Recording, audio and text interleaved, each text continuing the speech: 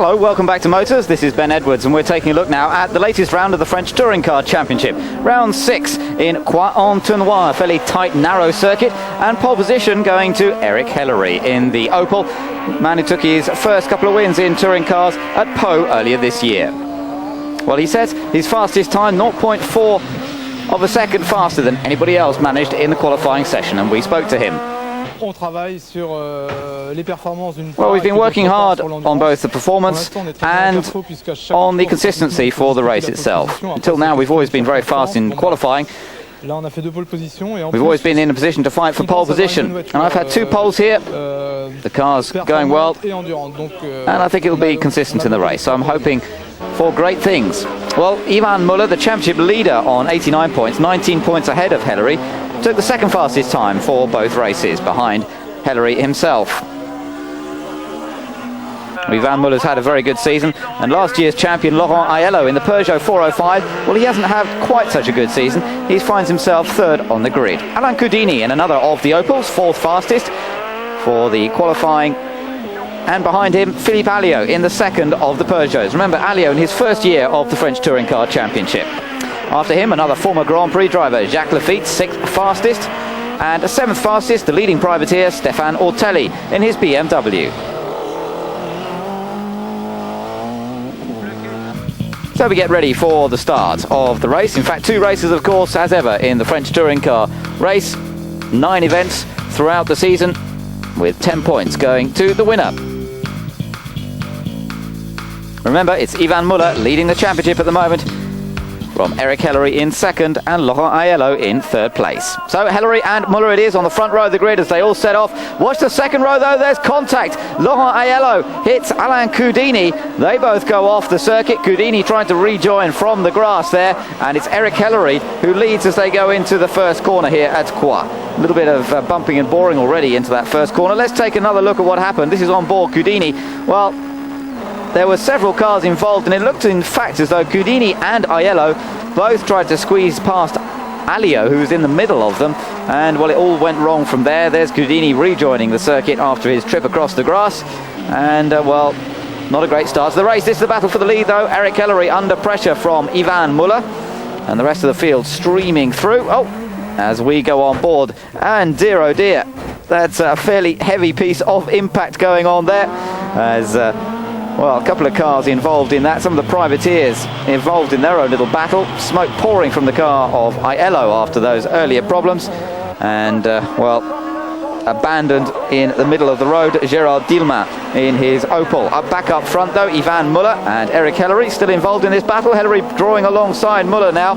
Oh, there's contact between them. That's ripped off Muller's rear bumper. It's all getting very frantic indeed between these two up front. But at the moment, it's still Yvan Muller from Eric Hellery in second, Philippe Alliot in third place, fourth place with Jacques Laffite in the second of the Opels. Further back, some more battles going on. This is a battle for 6th place between William David, Christophe Dechavanne, the TV star in France, and Alain Coudini in the Opel, just behind these two. William David in the Peugeot, former 905 Spider champion in France, and now in the French Touring Car Championship, where we're on board with Alain Coudini trying to get past Christophe Dechavanne. It looks as though he slipped through down the inside there. So Coudini in the third of the Works Opels manages to make up 1 position. So he's now up into 7th place, still trying to get past William David. There we can see Coudini and David, one of the other privateers, in trouble. And now going down the inside, in fact, Coudini going up into 6th place. And, well, as we would expect really from one of the Works cars managing to take that place. That's another look as, in fact, that's the battle between Jacques Laffite and Stéphane Ortelli.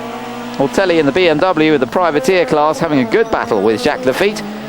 And this year-old BMW certainly going very quickly in the hands of Ortelli. But up front, it's the newer BMW of Yvan Muller, who looks as though he's going to take the victory in this first race. Yvan Muller has been able to hold off the advances of Eric Hellery and goes on to take the win. Hellery in second, and Philippe Alliot taking third for Peugeot. Stéphane Ortelli indeed finishing in 4th place, just ahead of Jacques Laffite. So off we go with the second race then. Once again, it's Yvan Muller versus Eric Hellery up front. The BMW just in front, I think, as they turn into the first corner. Yes, indeed, Laurent Aiello in third place once again in the number 1 Peugeot. Remember, separate qualifying session for this second race, so that gives Aiello the chance, who didn't finish in the first race, to be back on terms with the leaders in this one. Again, a little nudge from Eric Ellery. He's a former Formula Ford and Formula 3 champion in France, and he goes through. He gets past Yvan Muller. So Muller having to settle back into, well, it's third place, in fact, because Laurent Aiello's gone up into second as well. So Yvan Muller being demoted there. Muller has won several occasions this year already, and he's now under attack from one of the other Opels that look like Jacques Lafitte, as Eric Ellery leading from Laurent Aiello. There's Muller, championship leader, winner at Nogaro of one of the races, won both races at Dijon, and won both the last races at Val de Vienne as well. It's been going well for BMW in the French series this year, but it's Eric Ellery leading this, and in fact Yvan Muller moves back into second. It's gone past Laurent Aiello. So Laurent Aiello back down to third place, former winner of the Monaco Formula 3 race, Laurent Aiello. His single-seater aspirations seem to have come to a bit of a dead stop at the moment, but he's still a top man in the French series. And look at this battle between the leading pair once again. Muller has closed up to Eric Ellery, and this is a good contest between these two. Really, they've done most of the winning between them so far this year, and now they're going for the next second win here at Croix. There's Laurent Aiello. Further back, the battle between Jacques Lafitte and Stéphane Ortelli once again. Behind them, Philippe Alliot. So Alliot not having quite such a good run in this second race. Up front, Yvan Muller. Now, has he got another opportunity to slip past Eric Ellery? Not quite. Into the hairpin they go.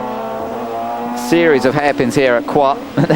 The damage. Oh, and this time he dives down the inside. Very late piece of braking from Muller.